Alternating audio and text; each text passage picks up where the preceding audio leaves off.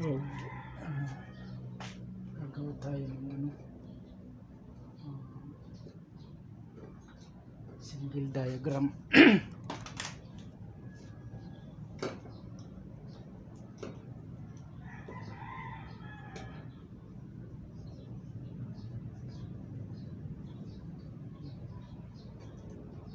Diagram sa lighting, diagram sa convenience outfit.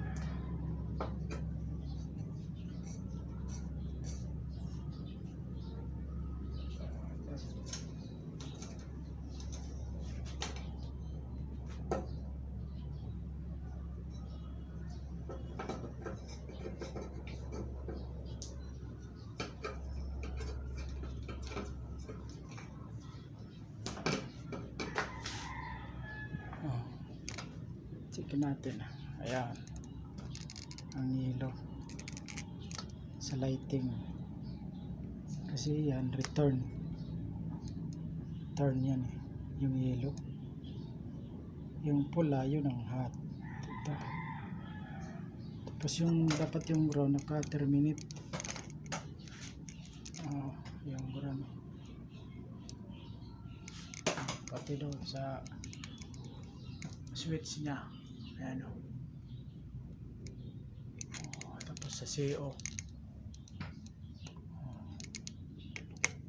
Ayan. So, ito yan. CO single. Lighting single. Ayan.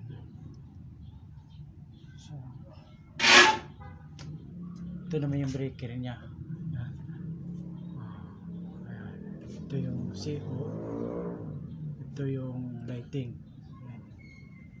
Dito sa baba tag-isa sila. Ayan. Tapos yung ground nya naka-terminate. So okay, so yun, kaya natin fix na natin. Okay, fix.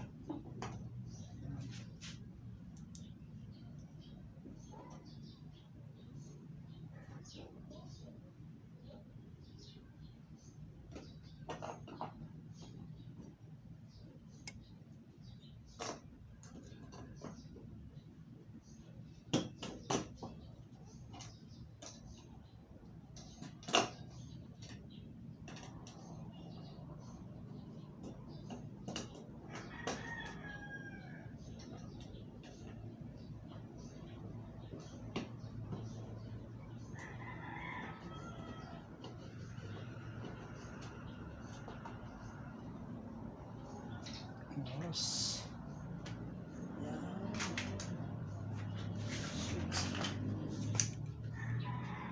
Ayan na natin.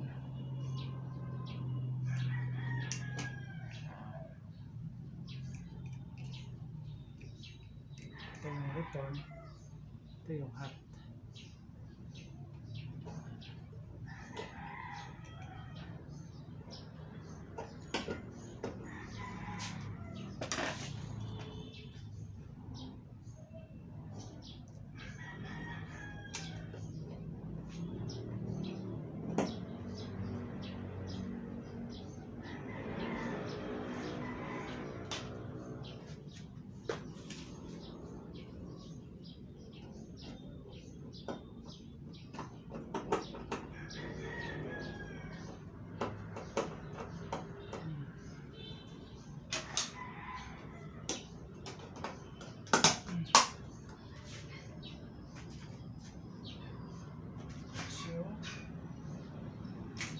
outlet.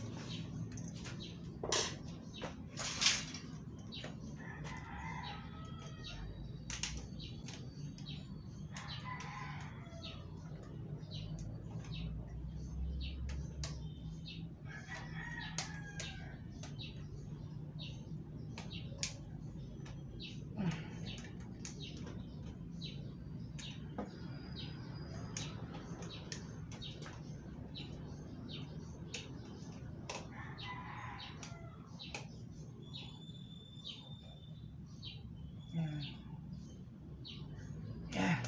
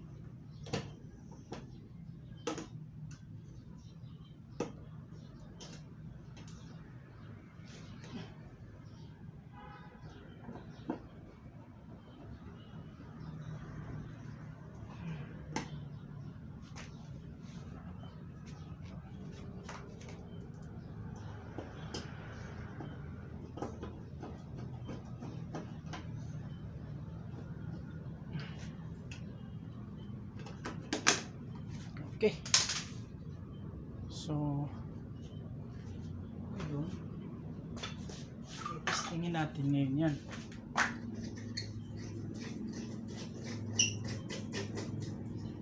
Sisiga.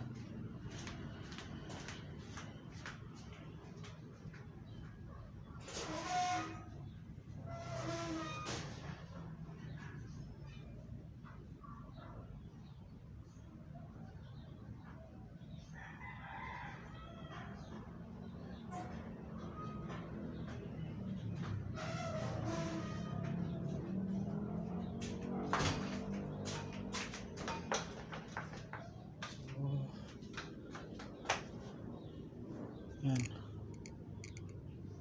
Yan natin yung lighting.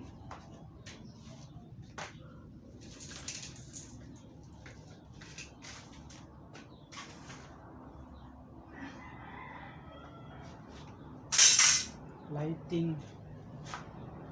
Okay. So, okay. Plus yung ano naman, outlet. Okay. Yeah.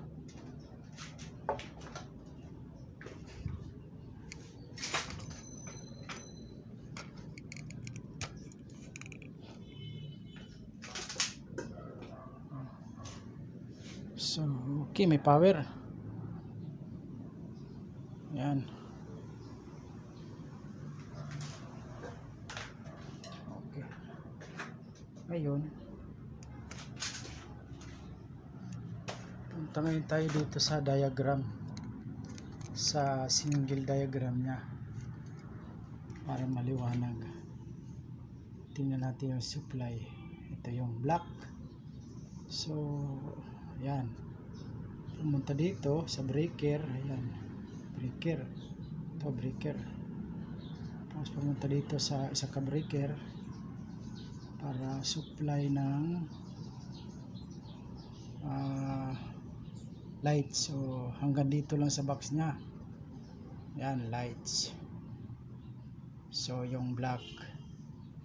Tapos, pumunta dito sa outlet. Yan. So, ito. Yan, black. Kailangan color coding kayo kasi para hindi malito. Tapos, yung red. Yan. Pumunta dito, supply sa outlet. Yan. So, tama siya. Okay. CO. Yan. Convenience outlet. Yan. Tapos, pumunta dito sa supply sa lighting.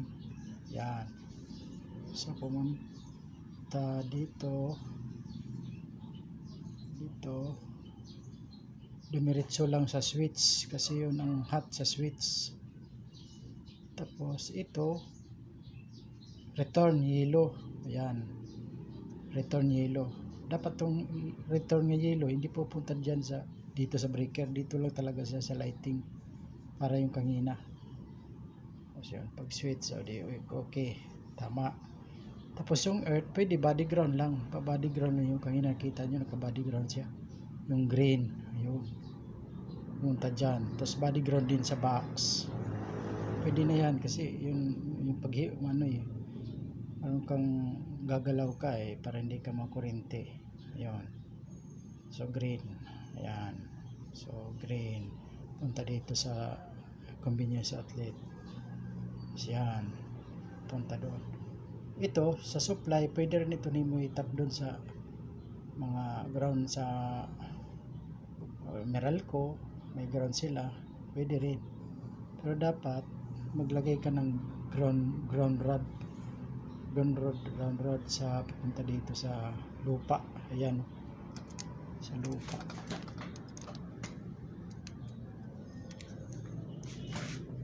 Ayan, dyan sa lupa. Ayan, ground rod. Ayan, ground rod. So ayan ang single diagram natin ng isang ilaw, isang outlet. So yun, huwag kakalimutan yung color coding kasi kung hindi ka pa ganong marunong, kaya mo to gawin kasi kung may coding ka titingnan mo lang ito yung mga coding niya yung red, yung black, yung return naman yellow. Ayan, para hindi ka malito. Ito yung red yan punta dyan, dumiretso lang siya, hindi siya dumaan sa ibang sa lighting, sa switch lang talaga siya. Yun ang symbols ng breaker. So, dalawang breaker gagamitin mo, isa sa outlet, isa sa lighting. Kasi kung mag-additional ka, pwede rin ka dito splice or dito ka magtatap sa ilalim ito sa load side. Ito doon sa imong yung mga hindi pa ganong marunong, kaya lang gawin yan. Basta sundin mo lang itong drawing madali mo lang yan makukuha. Yan, maliwanag supply, black, red. Yan. Ayun. Yan.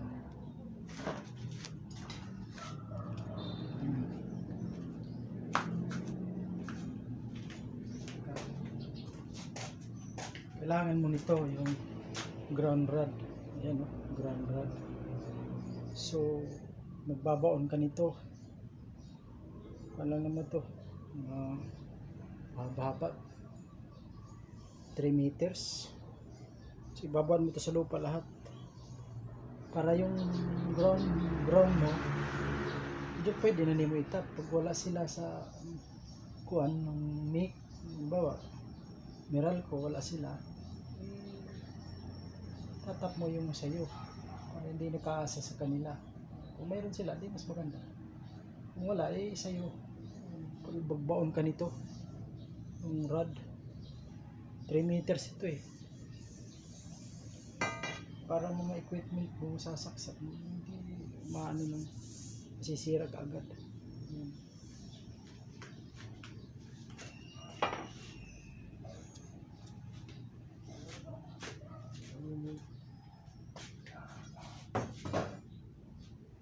Yun lang. Thank you.